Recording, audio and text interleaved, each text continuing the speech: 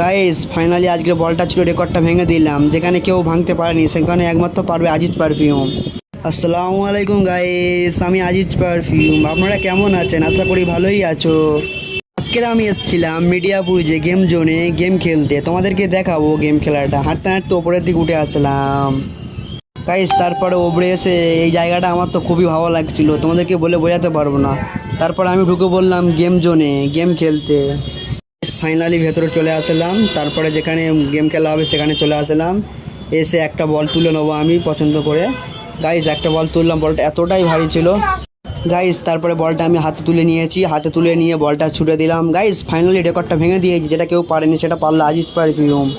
সবগুলো ফেলে দিয়ে নিজেকে এতটাই ভালো লাগছিল, তোমাদেরকে বলে বোঝাতে পারবো না গাইস। এখানে শুধু গেম নয়, এখানে বাচ্চা বড় সবাই গেম খেলতে পারবে, এখানে সবাই ঘুরতে আসতে পারবে, এখানে খুবই ভালো লাগবে গাইস। তোমরা এসো।